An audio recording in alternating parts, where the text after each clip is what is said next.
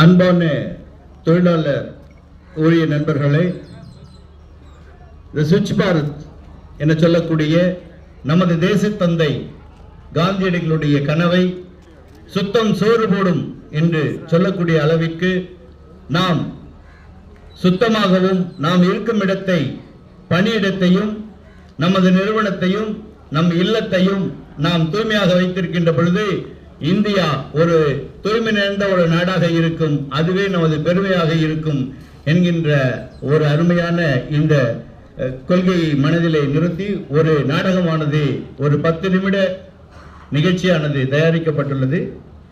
இயற்கையோடு நாம் என்கின்ற தலைப்பிலே இந்த நாடகம் இப்பொழுது ஆரம்பமாகிறது. இது ஒரு பஸ் ஸ்டாண்டு. அந்த பஸ் ஸ்டாண்ட்ல ஒரு டீ கடை. அதுல ஃபாரின்ல இருந்து ஒருத்தர் வரார்.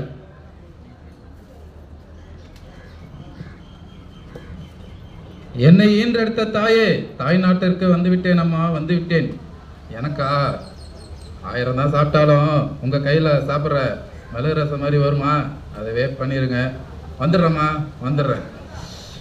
ஷபா, நான் வெயில் இந்தியாவில் இறங்கினதுல இருந்து வெயில் ஓவரா இருக்கே. தாங்களையே முடியலையே. சொல்லுங்கண்ணே. ஒரு டீ போடுறேன், ஜம்முன்னு சாப்பிட்டு போங்க சார். டீயாண்ணே? சாப்பிடலாண்ணே. இந்தியாவிலேருந்து வந்து முதல்ல உங்ககிட்ட தான் டீ குடிக்கிறேன். நல்லா மனசுல நிக்கிற மாதிரி தரமா போடுங்கண்ணே.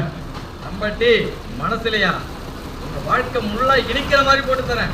அதே மாதிரி செய்யுங்கண்ணா. சாரை பார்த்தா புதுசா இருக்கு, உங்களை பார்த்தது இல்லையா இந்த ஏரியாவில்? அண்ணா, இந்த ஊர் தானே. நானு கொஞ்சம் வருஷமா வெளிநாட்டுக்கு வேலையா போயிருந்தேன். வெளிநாட்டுக்கு வேலையா போயிருந்தாலும் தாய்நாட்டு நினைப்பு வந்து போதில்ல. அதான் இந்த கோடை விடுமுறைய நம்ம தாய்நாட்டுல வந்து ஆரோக்கியமா கொண்டாடிட்டு போலான்னு வந்தேன். ஆமா, நீங்க நம்ம குப்புசாமி நாட்டாமாவுடைய மருமக புள்ளையா? உங்களை பத்தி நிறைய சொல்லியிருக்கிறாரு. ஏன்னா அவங்க மாமனார் வந்து நமக்கு ரெகுலர் கஸ்டமர். எப்போ நம்ம கிட்ட தான் வந்து டீ சாப்பிடுவாரு. ரொம்ப உங்களுடைய அருமை பெருமையில நிறையவே சொல்லியிருக்கிறாரு. ஓ, சொல்லிட்டாரா? ஆமா, அந்த மருமக புள்ள நான் தான்.